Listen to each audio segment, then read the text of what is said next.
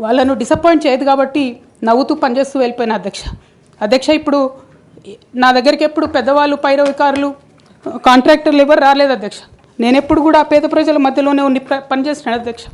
నా దగ్గరికి వచ్చినటువంటి బీడీ కార్మికులు కావచ్చు, బీడీ టేకేదారులు కావచ్చు, అంగన్వాడీ టీచర్లు కావచ్చు, ఆశా వర్కర్లు కావచ్చు, ఐకేపీ ఎంప్లాయీస్ కావచ్చు అధ్యక్ష, అదేవిధంగా జిహెచ్ఎంసీ కార్మికులు కావచ్చు అధ్యక్ష, టీచర్లు కావచ్చు అధ్యక్ష, నిరుద్యోగులు కావచ్చు, ఆడబిడ్డలు కావచ్చు, సింగరేణి ఉద్యోగులు కావచ్చు, కరెంట్ ఎంప్లాయీస్ కావచ్చు, ఎవరు వచ్చిన అధ్యక్ష నేను కాదనకుండా నాకెంత వీలైతే అంత పనిచేసి పెట్టేటటువంటి ప్రయత్నం చేసిన అధ్యక్ష. అయినా సరే అధ్యక్ష పార్టీ మౌత్ పీసులుగా ఉండేటటువంటి పార్టీ పేపర్లు, పార్టీ ఛానళ్ళు ఏ ఒక్కరు కూడా ఎన్నడూ కూడా మద్దతు ఇవ్వలేదు అధ్యక్ష.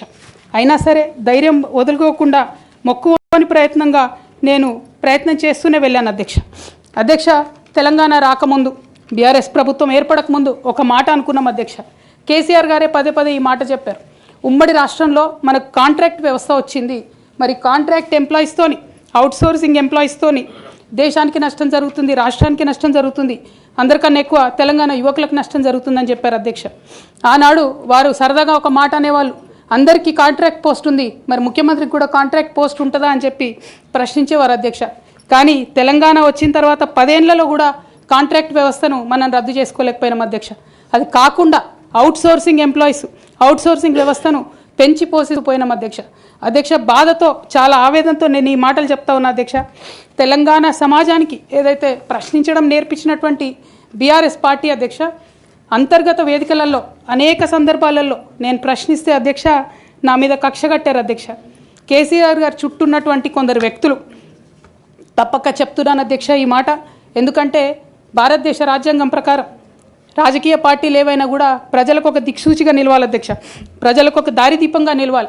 పార్టీలోనే అంతర్గత ప్రజాస్వామ్యం లేకపోతే రాష్ట్రంలో ఎట్లా ప్రజాస్వామ్యం ఉంటుందనే విషయాన్ని కూడా మనందరం గమనించాలి కాబట్టి ఈ మాట చెప్తా ఉన్నాను అధ్యక్ష. మరి కక్షగట్టి నన్ను ప్రశ్నించినందుకు పార్టీ నుండి బయటకు పంపించారని చెప్పి చెప్పక తప్పదు అధ్యక్ష. మొదటి సంవత్సరం నుంచే రాష్ట్ర స్థాయి నిర్ణయాలలో ఎక్కడ కూడా నా పాత్ర లేకుండా కట్టుబడి చేసినారు అధ్యక్ష. ఇవాళ ఆనాడు బాధపడ్డా, ఇవాళ నేను సంతోషపడతా ఉన్నా అధ్యక్ష. ఎందుకంటే అధ్యక్ష ధర్నా చౌక్ రద్దు చేయడం అనేటటువంటిది ప్రజాస్వామిక హక్కుల్ని కాలరాయడంలో మొదటి మెత్త అధ్యక్ష. ఆనాడు ఇంటర్నల్గా ఎంత ప్రొటెస్ట్ చేసినా కూడా రాష్ట్రం వచ్చింది, ఇప్పుడు ధర్నాలు ఎందుకు, దరఖాస్తులు లేవు, ధర్నాలు లేవు, అన్ని పనులు చేసి పెడతామని చెప్పుకుంటూ వెళ్ళడం జరిగింది అధ్యక్ష. అట్లానే రైతులకు జరిగినటువంటి అక్రమ అరెస్టులు అధ్యక్ష, ఇవాళ ఒక్కొక్క దగ్గర నుంచి రైతులు మాట్లాడుతూ ఉంటే బాధ తట్టుకోలేకపోతున్నాం అధ్యక్ష. అదేవిధంగా పార్టీలో జరుగుతున్నటువంటి అవినీతి అధ్యక్ష, ప్రభుత్వంలో జరుగుతున్నటువంటి అవినీతిని ఎప్పటికప్పుడు నేను వారి దృష్టికి తీసుకెళ్లడం జరిగింది అధ్యక్ష. అమరజ్యోతి నుంచి మొదలు పెట్టుకుంటే అధ్యక్ష, అంబేద్కర్ విగ్రహం దగ్గర నుంచి మొదలు పెట్టుకుంటే అధ్యక్ష, సెక్రటేరియట్ నుంచి మొదలు పెట్టుకుంటే అధ్యక్ష, కలెక్టరేట్లలో కూడా తీరని అవినీతి జరిగిన మాట ముమ్మాటికి వాస్తవం అధ్యక్ష. దీనికి పెద్ద ఉదాహరణలు సిద్దిపేట, సిరిసిల్లలో కట్టినటువంటి కలెక్టరేట్లు 2 వచ్చినటువంటి మొదటి వర్షానికే 2 కూడా మునిగిపోయినాయి అధ్యక్ష. ఆ విజువల్స్ అందరం కూడా మనం చూడడం జరిగింది. ఇక సిద్దిపేటలో, సిరిసిల్లలో కట్టిన కలెక్టరేట్లకే దిక్కు లేకపోతే మొత్తం రాష్ట్రంలో కట్టినటువంటి అన్ని బిల్డింగ్లు ఎట్లుంటాయన్న విషయాన్ని కూడా ఒకసారి తెలంగాణ ప్రజలు ఆలోచించుకోవాలి అధ్యక్ష. ఒక పక్క నిజం మాట్లాడే వాళ్ళను, సూటిగా మాట్లాడే వాళ్ళను, ఉన్నట్టు చెప్పే వాళ్ళను రిస్ట్రిక్ట్ చేయడమే కాకుండా అధ్యక్ష ఉద్యమకారుల విషయంలో తీరని నిర్లక్ష్యం గురైంది అధ్యక్ష. అనేక సందర్భాల్లో నేను పార్టీ నాయకులని, పెద్ద నాయకులను కూడా అనేక సందర్భాల్లో అడిగిన అధ్యక్ష. వేరే విధంగా సహకరించకపోతే, వేరే విధంగా వాళ్ళకి హెల్ప్ చేయలేకపోతే కనీసం సీఎం రిలీఫ్ ఫండ్ కింద మనిషికి 10 లక్షలు ఇద్దాం, ఎక్కడోళ్ళు అక్కడ సెటిల్ అయిపోతారు అధ్యక్ష అని కూడా అడిగినాం అధ్యక్ష. అది కూడా చేయలేదు. 43 లక్షల మందికి పెన్షన్లు ఇస్తున్నామని గర్వంగా మనం చెప్పుకుంటున్నాం. ఉద్యమకారులు కాన్స్టిట్యున్సీకి 1000 మంది కూడా ఉండరు. ఆ 1000 మందిని పట్టుకుంటే ఇంకో 1,00,000 మందికి ఎక్కువవుతుంది. వాళ్ళకు పెన్షన్ ఇస్తే లాగా ఉంటుంది, గౌరవంగా ఉంటుందని అనేక సందర్భాల్లో చెప్పినాం అధ్యక్ష.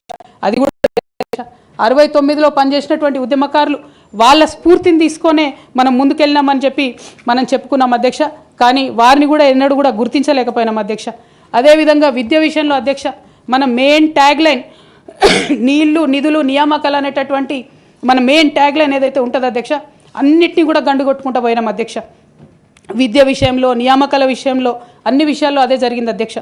అదేవిధంగా కొందరు ప్రజాప్రతినిధులు చేస్తున్నటువంటి దురాగతాలని కూడా ఎప్పటికప్పుడు నేను అధిష్టానానికి చేరవేసిన అధ్యక్ష. దాని మీద ఎటువంటి చర్యలు లేవు అధ్యక్ష. దానికి ప్రత్యక్ష నిదర్శనం ఇసుక దందాల్లో చేసినటువంటి అక్రమాలతోని నేరేళ్ల లాంటి దురాగతాలు జరిగినాయి అధ్యక్ష. దళిత బిడ్డల మధ్యలో అనవసరంగా బలైపోయినారు అధ్యక్ష.